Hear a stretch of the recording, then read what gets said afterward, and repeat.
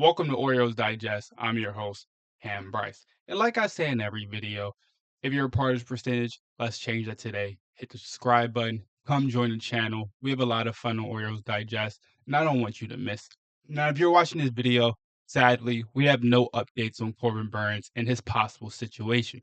But I wanted to do a video to talk about a potential rotation and some pieces for the Baltimore Orioles going into 2025. Let's start with the starting rotation. Right now, the star rotation looks like Zach Eflin at the 1. At the 2, you have Grayson Rodriguez, Dean Kramer at the 3, Sagano at the 4, and Trevor Rogers at the 5. Now, this is not a strong rotation, but it's honestly not as bad as people think it is. I think it's still a rotation that can win you about 90 to 95 games a season, especially if the offense can put up big numbers, and which I expect them to do. Gunnar Henderson is going to have an MVP season. Adley Rutschman is going to have a bounce back season. Tyler O'Neill can stay healthy. I expect him to have an all-star season. And other guys like Heston Kjerstad, Colton Cowser, Jackson Holliday, and let's not forget a healthy Jordan Westburg is one of the best hitters in baseball. Zach Eflin won't be the ace of the future, but for right now, it's perfectly fine. Grayson Rodriguez, like I said before, I expect him to take that next big step. He has all the talent in the world. Health is his only problem. Let's scratch health out. His numbers are amazing. Fastball sits around 97, 98.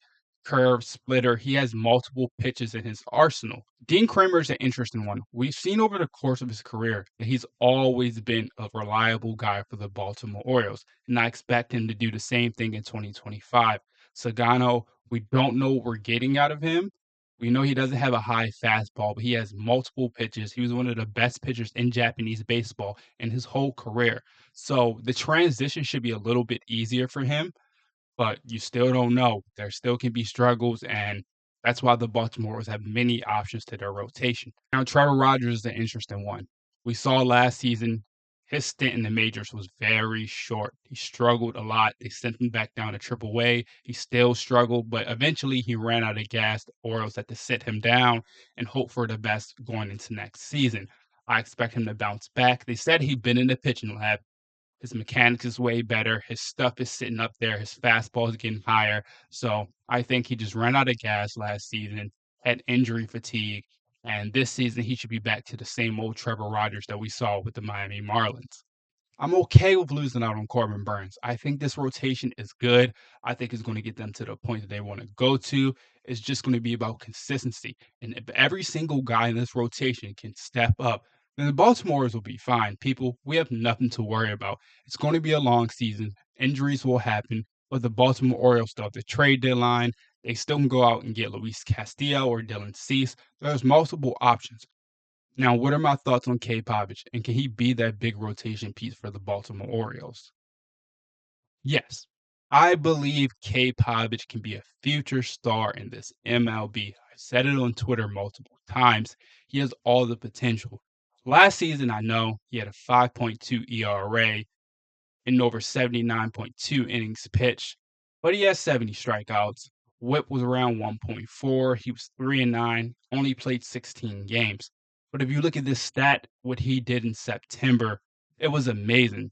Cade Povich in September showed me something. He showed me that he has potential to be a proven ace in this league. Now, I wouldn't go so far to say he is the talent of Grayson Rodriguez or Corbin Burnes or the other guys we've seen come through different types of systems. But he's a guy that Minnesota was very high on. And when they traded him, they wanted him to go to a situation where he could develop. And I'm so happy that Mike Elias developed Cade Povich the right way. Now, the key question is, are you going to mess up his development process and move him to a full-time rotation position, which won't allow him to sit back another season, gain more control, work on his stuff, but it's going to force him to be in an every single day role and have to worry about pitching in the majors. I think it's time. We've seen him in AAA. He's been successful. We've seen him in Double A. He's been successful. The important thing for him is going to be going into spring training at a high note. If he can go into spring training and be one of the best pitchers in the rotation, he'll solidify himself in the starting rotation. Now, if the Orioles go out, re-sign Corbin Burnes, that put Povich in a bad spot. He'll probably have to move to the bullpen, or he'll probably have to fight for a starting rotation in spring training. I don't think Corbin Burnes will return, so this puts a higher chance for Povich to be in the starting rotation. I have so much praise on him. I think he's going to be great. Only time will tell. Kyle Bradish injury was way more serious than Tyler Wells. He had a full Tommy John surgery. Wells had partial. Wells had a little chip in his elbow that he had to get fixed. And Wells didn't struggle as much last season with his arm fatigue. And the Baltimore Orioles made a good plan for him last season. Unlike Kyle Bradish, they thought they figured it out. When they put him back out there, he was doing great. And then that next start, everything just fell down. So for Wells' sake, I think he'll return soon. Wells sits around 6'8", 6'7". He's a monster of a guy. When I went to go see him play live, I was like, Wells, are you sure you should be playing baseball and not basketball? But he's a good guy. Fans love him. The team love him. He's a good guy for the atmosphere. He's going to produce at a high level. I think he still has the chance to be a good starting pitcher in this league. The only problem with him is consistency, like the rest of the Baltimore Orioles pitchers. Now, Kyle Bradish, this is a tricky subject. Are you going to push for Kyle Bradish to come back next season? Let's say he comes back the end of All-Star break, you get him back, you put him back in the starting rotation. Obviously, you're going to ease him into the rotation. Give him about a couple games, maybe 3 innings here, 4 innings here, 5 innings here. Let him go a full start, and then sit him down for a couple starts to let him regain his confidence back.